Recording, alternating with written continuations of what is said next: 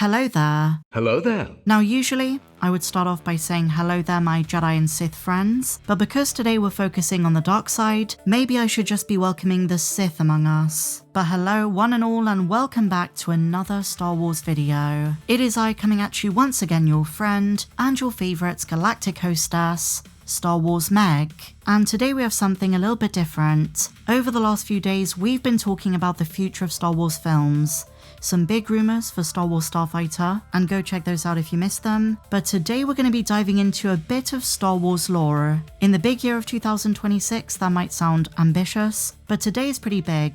Sam Witwer, the legend himself, has just revealed a pretty crazy Star Wars theory. This has been doing the rounds since it was first revealed, and as you can imagine, it's received a pretty mixed response. You have some fans who love it, who say it's genius, but on the other end, and I find myself in this category, you have those who realize there are some problems with this idea, and we should probably take it with a pinch of salt. But just because I have my disagreements, it doesn't mean I don't like the theory. I actually kind of do. I like the premise, but I think it's an oversimplification. So what in the world are we talking about? The theory comes from a conversation that Sam Witwer had with Jim Cummings. He of course voices Hondo Ohnaka, and in wider pop culture he also voices Winnie the Pooh, Tigger, and an array of other characters. And essentially Sam Witwer reveals his theory, his headcanon, for how the Sith received their names. How Palpatine named Vader, and in the same vein how Plagueis named Sidious, Tenebrous named Plagueis, and so on and so forth. So Sam says this: the names given by Sith are mockeries of the people they used to be. For example, he says, Count Dooku is this refined man. He's a political leader, and he says he wants everything to work out for his people, and all this stuff. And Palpatine goes, no, you're Darth Tyrannus. You're a tyrant, actually. Screw you. And then he goes on to Darth Maul, and he says, Maul wishes to be sophisticated. He says, I'm well read, I'm very smart, and I'm educated.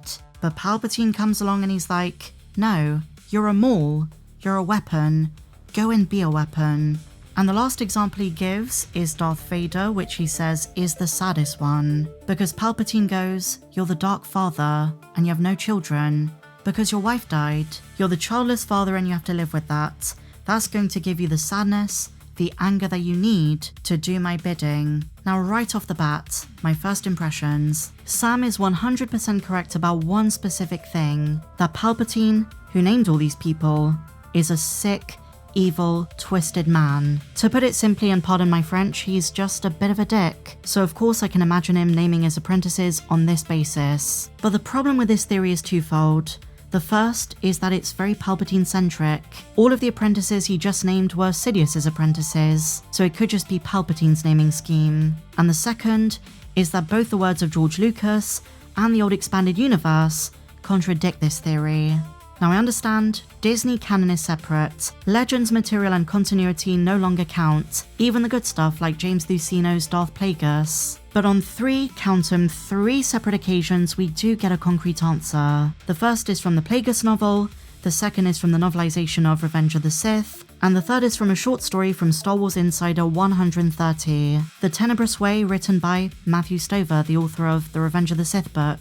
And each of those does give us some very valuable insight, and it's very different to the theory that Sam is proposing. Now to give Sam his credit, because I do respect him, I think he's awesome, big fan of Starkiller, big fan of Maul, the theory is fine if we're just talking about Sidious, but as a way that the Sith generally name each other, that isn't really how it works. So let's dive into each explanation.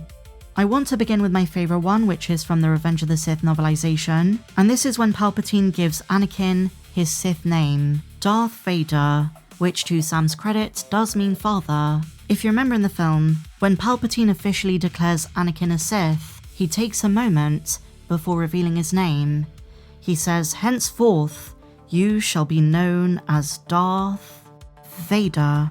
Well, did you know that that little pause is way more important than you think? The novelization says this: Darth Sidious laid a pale hand on Anakin's brow. Then it is done. You are now one with the Order of the Dark Lords of the Sith. From this day forward, the truth of you, my apprentice, now and forever will be Darth. Then there was a pause, a questioning of the Force. And then came an answer dark as the gap between galaxies. He heard Sidious say it, his new name, Vader.